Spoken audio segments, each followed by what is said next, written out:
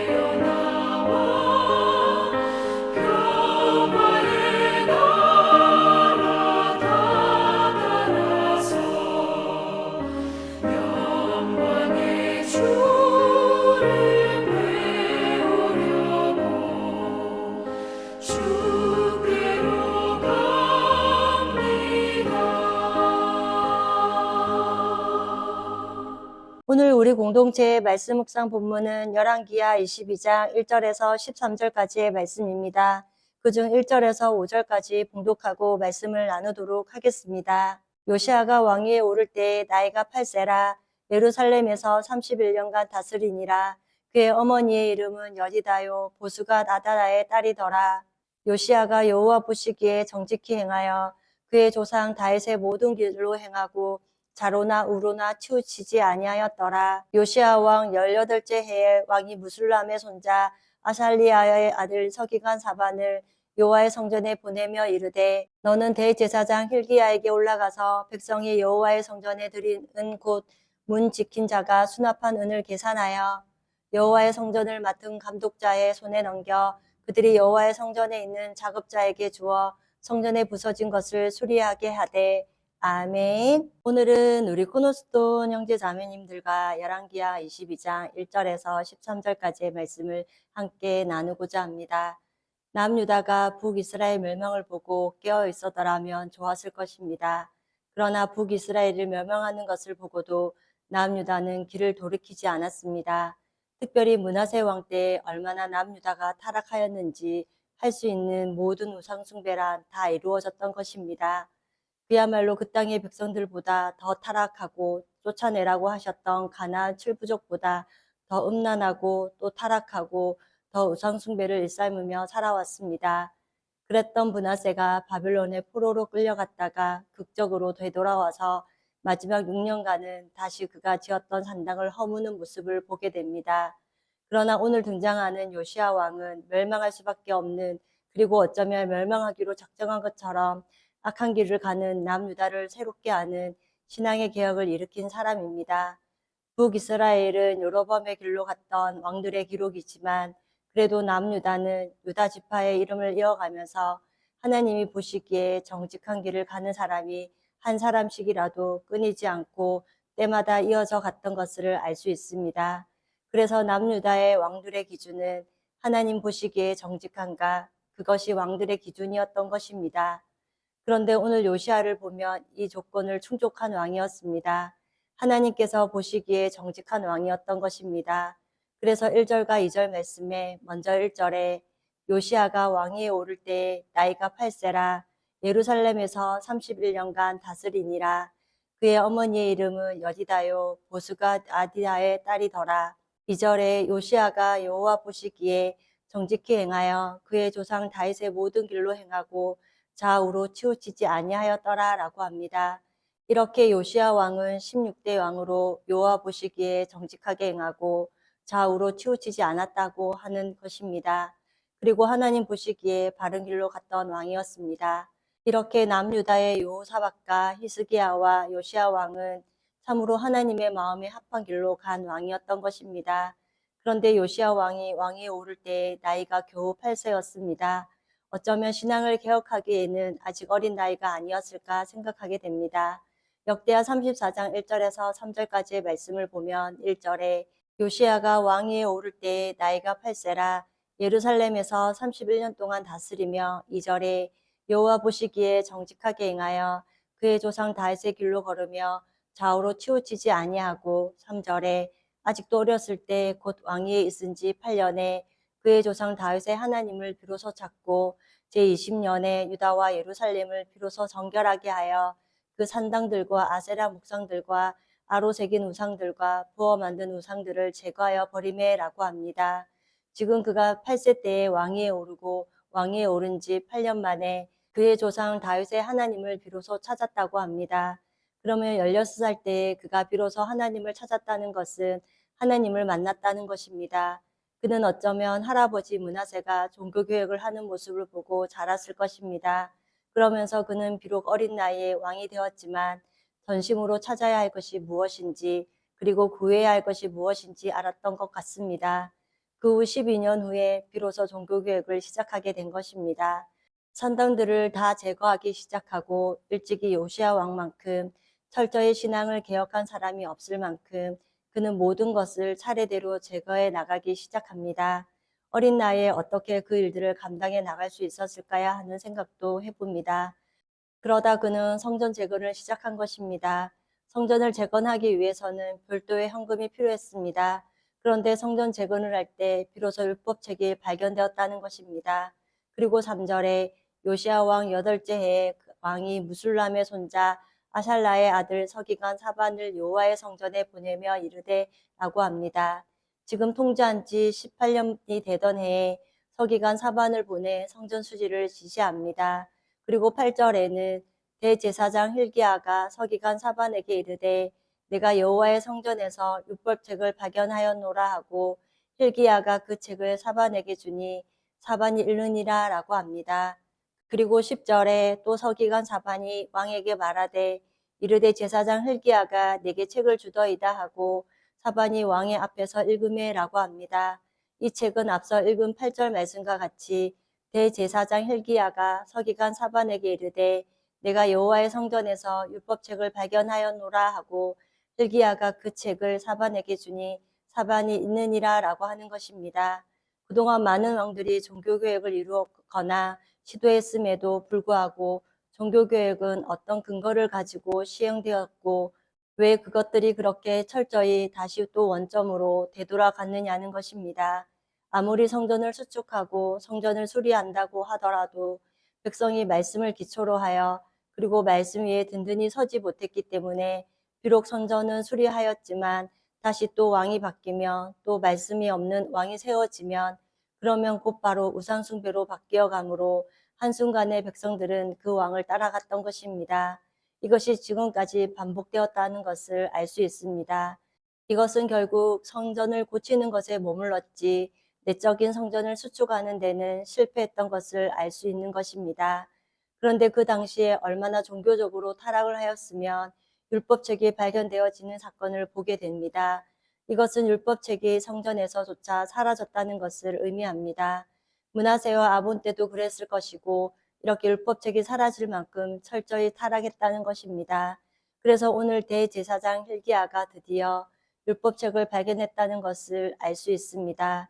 어떻게 하면 율법책을 숨겨야 하는 지경까지 되었는지 그리하여 아마도 지성소에 숨겨져 있는 율법책을 대제사장이 발견하게 되었던 일이 있었던 것입니다. 얼마나 율법책을 모조리 없애버렸으면 이런 일이 일어났을까 생각합니다.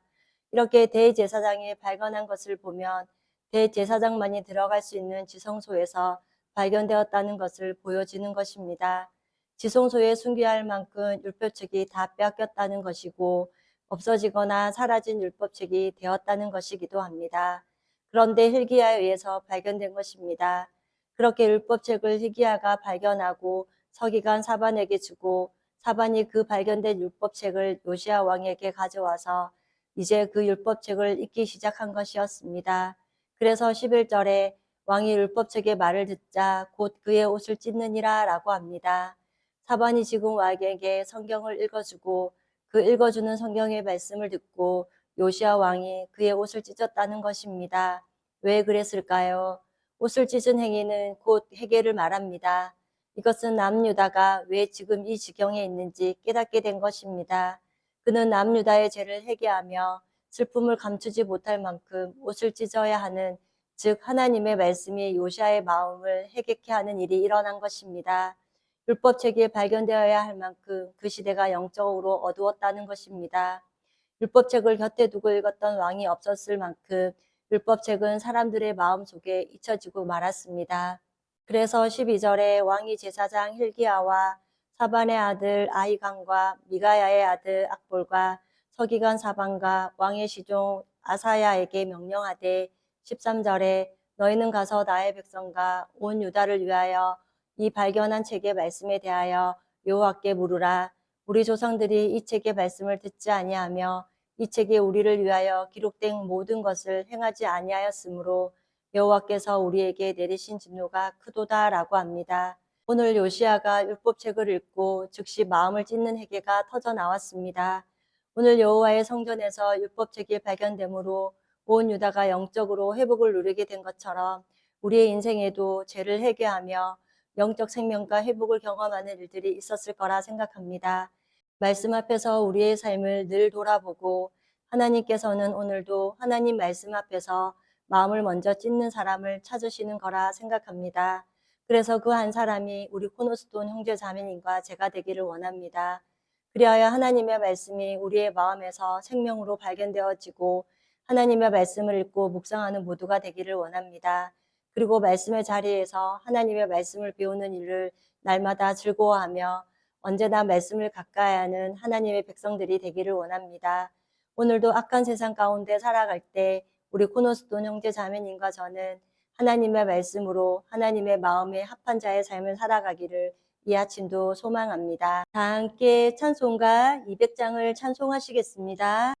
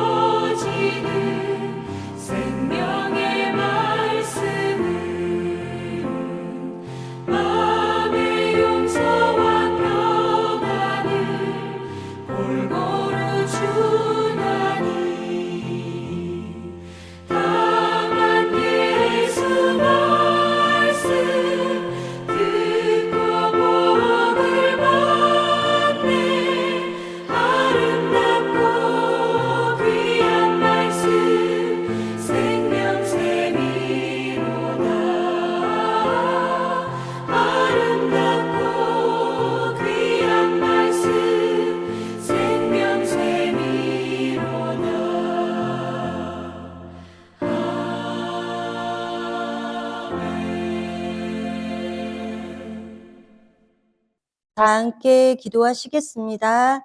사랑의 하나님, 하나님을 기쁘시게 하는 한날이 되기 위해 예배로 하루를 시작해 하시는 애를 감사드립니다. 오늘 열왕기하 22장 말씀을 통해 요시아가 성전을 수리하면서 율법책을 발견했다고 합니다. 그리고 그 율법책을 읽으며 마음을 찢는 회개를 하는 모습을 보았습니다. 우리에게도 요시아 왕처럼 생명의 말씀으로 죄인임을 고백하며 믿음으로 구원받고 영혼의 회복을 경험하게 하심을 진심으로 감사하게 하옵소서.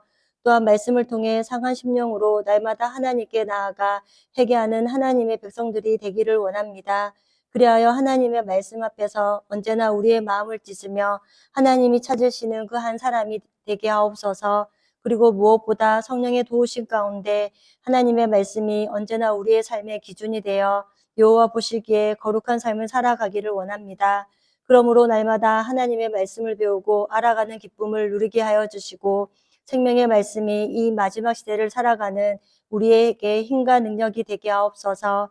지난 주일 오직 너 하나님의 사람아 영생 얻은 사람입니다 라는 제목으로 말씀을 듣게 하시니 감사합니다. 우리의 죄를 진심으로 회개하고 주님을 영접한 사람은 하나님의 사람으로 하나님 나라에서 영생 얻는 사람임을 말씀을 통해 깨닫게 하시니 참으로 감사합니다. 성경에 기록된 대로 무덤 속에 있는 자가 주님의 음성을 들을 때에 선한 일을 행한 자, 즉 예수님을 믿는 사람은 생명의 부활로, 그리고 예수님을 거부하는 악한 일을 행하는 자는 심판의 부활로 영생할 것을 믿습니다. 이 영생의 가치를 바울이 알았기에 목숨을 걸고 사망에서 생명으로 옮겨지는 복음을 전하는 줄 알기에 우리도 우리가 받은 생명과 영생의 특권을 전하는 자들이 되게 하옵소서. 또 우리는 이 땅에서의 삶이 끝이 아니라 죽어도 살아난다는 것을 믿기에 하나님을 믿고 하나님이 기뻐하시는 삶을 살아가는 줄 믿습니다. 그리고 예수님께서 모든 것을 이루셨는 분임을 배웠습니다. 그리스도인은 예수님께서 율법의 요구를 다 이루시고 사망을 다 이루심으로 우리를 의롭다 해주신 것을 믿는 것이 우리의 신앙임을 깨닫습니다. 그리하여 우리가 예수님 안에서 자유와 기쁨을 누리며 살아가는 모두가 되게 하옵소서. 세상으로부터 구별된 공동체가 교회 공동체임을 아는 자들로 베드로의 신앙 고백과 같이 바위처럼 흔들리지 않는 신비한 주님의 교회로 음부의 건세가 이기지 못함을 믿습니다. 주님의 이름으로 모인 사람들이 모여 교회가 세워졌고 예수님을 머리로 하여 예수님의 생각과 마음을 알기 위해 말씀을 배우고 알아가는 기쁨을 누리는 우리 코너스톤 공동체가 되게 하옵소서. 세상과 구별된 교회가 세상으로부터 주님을 사랑하는 것 때문에 마땅히 박해가 있는 줄 알고 금촛대처럼 우리를 최고로 여겨주시는 주님의 마음을 기억하며 영생을 가진 하나님의 존귀한 하나님의 사람으로 살아가게 하옵소서. 오늘도 이 땅에서의 복이 아닌 영원한 하늘의 복을 사모하며 살아가는 은혜의 하루가 되기를 기도하며 우리를 죄에서 구원하여 주신 예수님의 이름으로 기도드립니다. 아멘. 이 시간 합심으로 기도할 제목을 나눕니다. 성부, 성자, 성령, 삼위의 하나님을 묵상하며 경배하는 삶을 살도록, 회개와 경건한 삶을 살도록, 그리고 지난주일 들었던 말씀을 기억하며 교회를 이끌어 가시는 사랑하는 담임 목사님과 목회자들을 위해 소그룹 원들을 위하여, 그리고 하여 성경 공부 가운데 성령의 은혜와 기쁨이 충만한 시간이 되기를, 또한 오늘 있을 목회자 세미나에 함께 하시는 목사님들의 교회마다 하나님의 말씀으로 왕성한 교회가 되도록 기도해 주시고, 이 시간 각자 가지고 계신 기도의 제목을 놓고 기도하시기를 바라며 오늘도 주 안에서 승리하십시오.